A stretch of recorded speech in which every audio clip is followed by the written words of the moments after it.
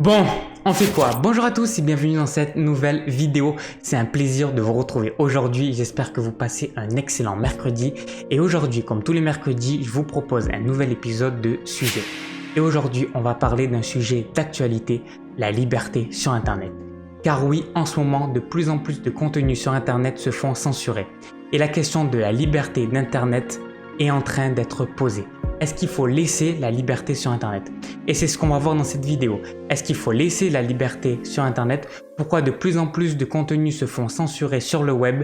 Et la dernière chose qu'on va voir, c'est est-ce que la censure est en train de tuer Internet? C'est parti pour ce tout nouveau sujet. On y va. Allez, go!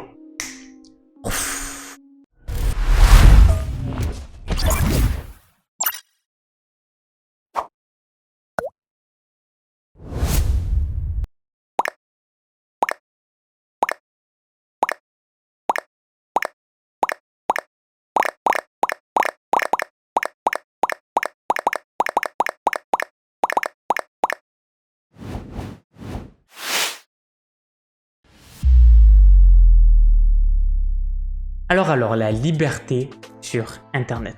C'est vraiment un gros sujet. Mais en fait, c'est juste la base d'Internet. Internet a été créé pour quoi? Je vous ai fait une vidéo sur le sujet, je vous mets juste en haut dans le i si ça vous intéresse.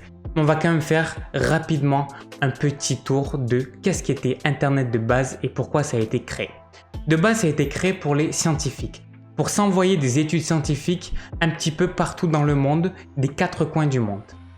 Et donc du coup, c'était donc la liberté de pouvoir s'envoyer des informations. Et puis petit à petit, sur Internet, il y a eu des applications, dont l'application web. Et en fait, le web, c'est ce qu'on appelle nous Internet. Mais finalement, ce qu'on appelle Internet, c'est juste le web. Vous savez, www, c'est ça le web.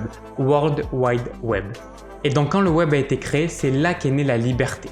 C'est qu'on pouvait créer un site Internet et mettre absolument ce qu'on voulait sur ce site Internet sans qu'il n'y ait aucune vérification.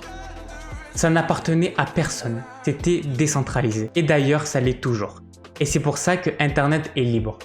Comparé aux médias, à la télévision ou à la radio, il n'y a personne qui supervise. Ça veut dire qu'on peut dire absolument ce qu'on veut, personne peut nous dire si ce qu'on a dit était mauvais ou pas. Personne peut nous censurer car personne est à la tête d'Internet. Il n'y a pas le directeur d'Internet. Il y a juste des sites web et dans ces sites web, il y a des directeurs, il y a des présidents, il y a des fondateurs, il y a des personnes qui peuvent gérer. Mais sur Internet en lui-même, si vous créez votre blog, personne ne pourra vous censurer. Du coup, la liberté sur Internet, c'est vraiment ça. C'est vraiment la liberté d'expression. La liberté de dire ce qu'on veut et de dire ce que l'on pense. Le problème de ça, c'est que ça dérange. Et aussi une question qui se pose vraiment, c'est est-ce que finalement le monde se porterait mieux s'il n'y aurait pas des réseaux sociaux tels que Facebook, tels que Twitter, tels qu'Instagram. Mais je vais aller encore plus loin sur le réseau social Twitter. Parce que pour moi, Twitter est vraiment le réseau social parfait pour la liberté d'expression. Des fois, on pense que Twitter va trop loin. Même des fois, j'ai entendu la dernière fois un politique dire ça, je ne sais plus du tout qui c'est, avait dit que Twitter n'était pas la vraie vie. Alors, est-ce que c'est vrai tout ça? Et est-ce que finalement, quand on est sur Twitter ou quand on est sur les réseaux sociaux, on se cache derrière un ordinateur? On se cache derrière un pseudo et finalement on dit des choses qu'on ne dirait pas en vrai sur des personnes et finalement on arrive à extérioriser toute notre rage sur des personnes qui n'ont rien demandé alors qu'on leur dirait jamais ça dans la vraie vie. Et pour ça, il y a un exemple très simple aussi, le rappeur Jul, il est beaucoup détesté sur les réseaux sociaux et pourtant il a bien dit que dans la rue, il a l'impression que tout le monde l'apprécie. Personne ne va jamais rien lui dire de négatif en face de lui.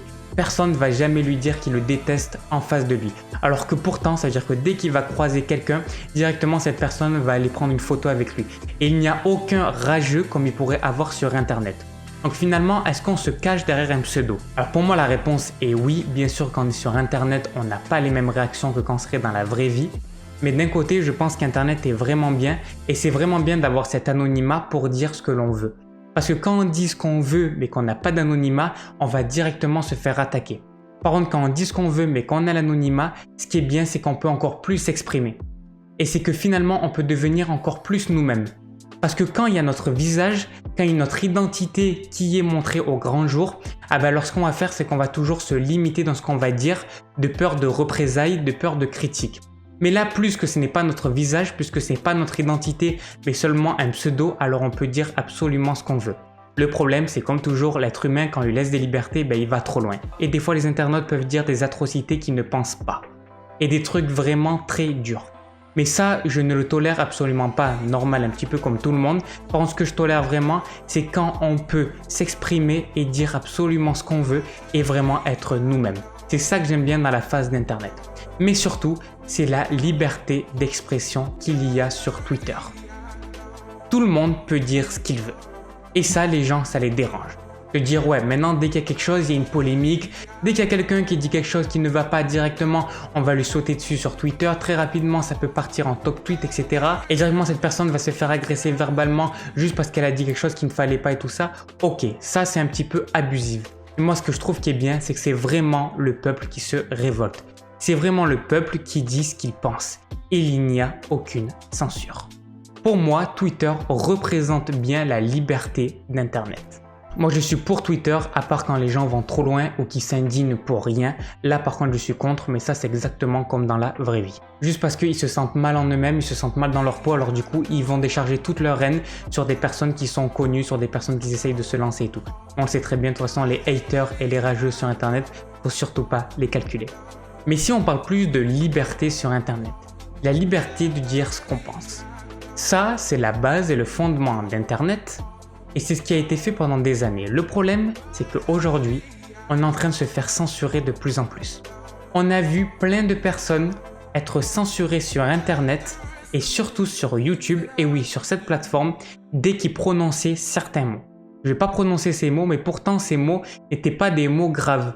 C'est juste des mots d'actualité. En fait, la patronne de YouTube a fait une vidéo pour dire que toutes les personnes qui allaient parler de certains sujets allaient se faire censurer.